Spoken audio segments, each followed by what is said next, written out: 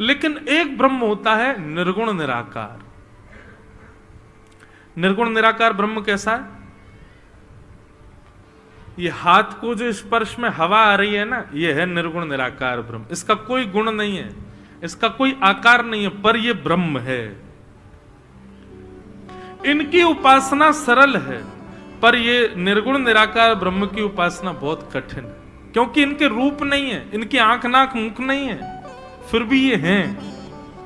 इनकी उपासना में श्री सुखदेव जी चले गए, निर्गुण निराकार ब्रह्म।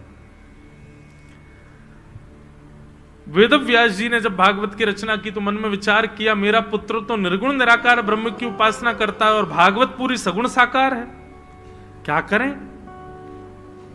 तब वेद व्यास जी ने अपने कुछ शिष्यों को भागवत के श्लोक रटा दिए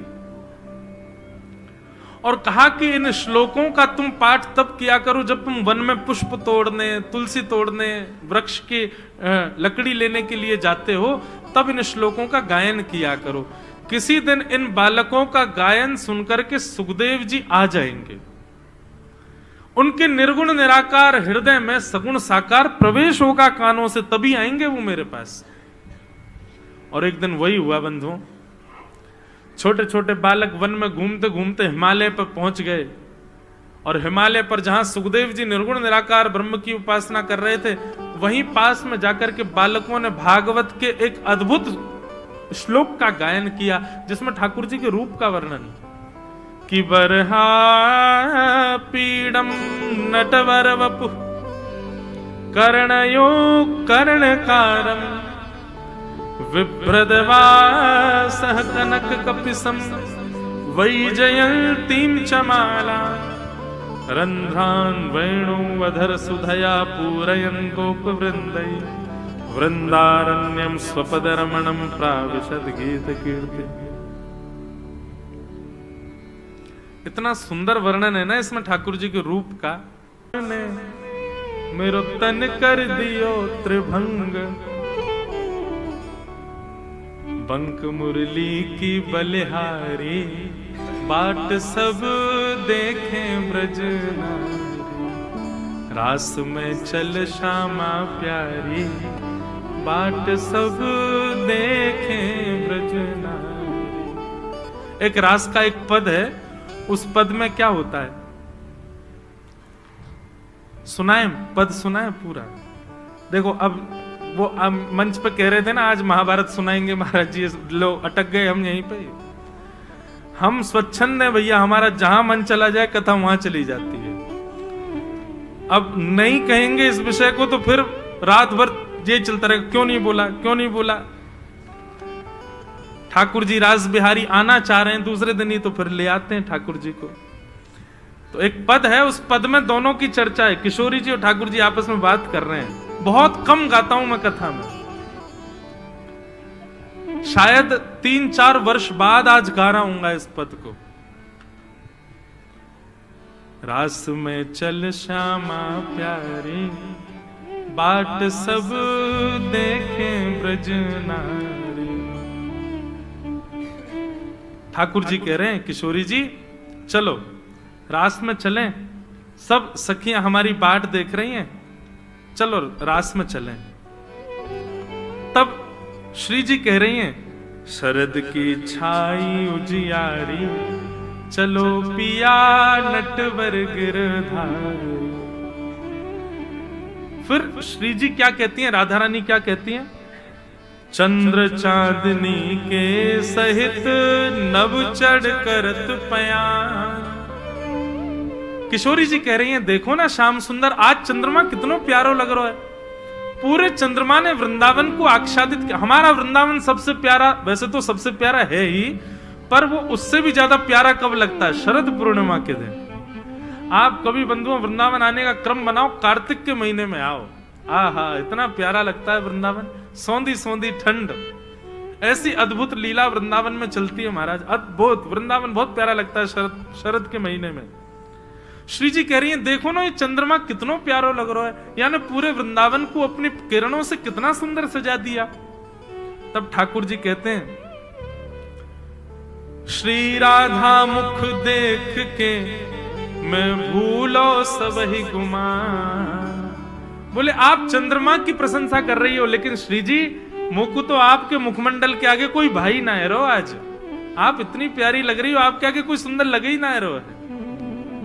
परेगी फीकी उजियारी बाट सब देखें ब्रज नारी, रास में चल श्यामा प्यारी बाट सब देखें ब्रज नारी। श्री जी कहती हैं बात चिकनी चुपड़ी तो बहुत बढ़िया कर लेते हो आप, हैं? ये कहां थे इतनी बढ़िया बढ़िया बातें ने लेके आओ। और फिर श्री जी क्या कहती हैं, ये तुम्हारी चिकनी चुपड़ी बातें इनमें मैं पढ़ूंगी ना कभी। सहज टेढ़ बतरान में टेढ़ो है तेरो अंग। ठाकुर जी ये बातें इतनी मीठी मीठी करते हो, लेकिन आपका अंग ही बता देता है कि आप जलेबी जैसे सीधे हो, बहुत टेढ़े हो। बस मुख से मीठी मीठी बातें, नहीं तो अंदर तो सब टेढ़ोपन ही है आप में। लेकिन हमारे ठाकुर जी जैसा हाजिर जवाब कोई नहीं। श्री जी बोली सवई टेढ़ बतरान में टेढ़ो है तेरो अंग। आप टेढ़े हो इसलिए आपकी बातें भी सीधी नहीं है। तब लाल जी क्या कह रहे हैं, बोले मैं टेढ़ो कैसे भयो ये पता है। श्री जी बोली कैसे भय, बोले तेरे कुटिल कटाक्ष ने मेरो तन कर दियो त्रिभंग। हे श्री जी ये तुम ऐसे हमको देखती हो ना, तो आप जहां देखती हो वही अंग हमारा टेढ़ा हो जाता है। आप कमर देखते हो कमर टेढ़ी, मुख देखती हो मुख टेढ़ा।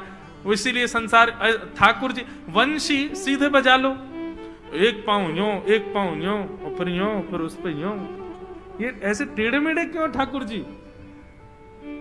वास्तविकता तो ये है कि ठाकुर जी टेढ़े मेढ़े इसलिए रहते हैं कि श्री जी के चरणों पर उनके मुकुट की छांव रहे। लेकिन विनोद में कह रहे हैं तेरे कुटिल कटाक्ष ने मेरो तन कर दियो त्रिभंग, बंक मुरली की बलिहारी बाट सब देखे ब्रज नारी।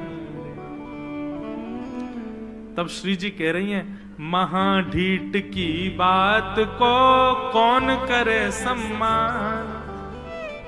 आप ढीठ नहीं हो, महाढीठ हो, आपकी बातन को कौन सम्मान करे। तब लाल जी क्या कह रहे हैं, चतुरन की चर्चा जगत, चतुरन की चर्चा जगत में भोरेन को भगवान, बिचारो भोरो भंडारी बाट सब देखें ब्रज नारी। ब्रज की लीला अद्भुत है बंधु। तो बरहा पीडम नटवर वपु कर्णयो कर्णकारम विब्रतवास कनक कबिसम। इस श्लोक का जब गायन किया तो भगवान के रूप का वर्णन सुखदेव जी के कानों से जैसे ही हृदय में गया, जो निर्गुण निराकार ब्रह्म की उपासना कर रहे थे उनके चित्त में मोर मुकुट वंशी वारे, पीतांबरी पहन करके गले में वैजंती माला, कानों में पुष्प लगे हैं, सुंदर कटाक्ष कमल जैसे नेत्र हैं, वंशी बजा रहे हैं, ठाकुर जी त्रिभंग लली खड़े हैं। ऐसी झांकी उनके चित्त में प्रकट हो गई। और जैसे ये झांकी प्रकट हुई सुखदेव जी के नेत्र खुल गए। बोले ये कौन है, ये मैं किसको देख रहा हूं। उन बालकों के पास गए, बोले तुम श्लोक कहां से लाए हो और इस श्लोक में जिसके रूप का वर्णन है ये कौन है। बालक बोले हमको नहीं पता, इसकी पूरी जानकारी चाहिए तो हमारे गुरु जी के पास चलो। सुखदेव जी महाराज उन बालकों के संग गए, तब देखा कि ब्रह्म नदी सरस्वती के तट पर बद्रीनाथ में स्वयं उनके पूज्य पिताजी महाराज श्री वेदव्यास जी ही थे। जाकर के प्रणाम किया, बोले पिताजी जब से ये श्लोक सुना है मेरा इस छवि पर मन अटक गया है, कृपा करके मुझे बताइए ये कौन है, ऐसे त्रिभंग लली श्याम सुंदर ये कौन है। तब वे कौन है इसके परिचय में संपूर्ण भागवत की कथा वेदव्यास जी ने सुखदेव जी को सुनाई। और वही कथा सुखदेव जी ने गंगा के तट पर जाकर के परीक्षित जी को सुनाई।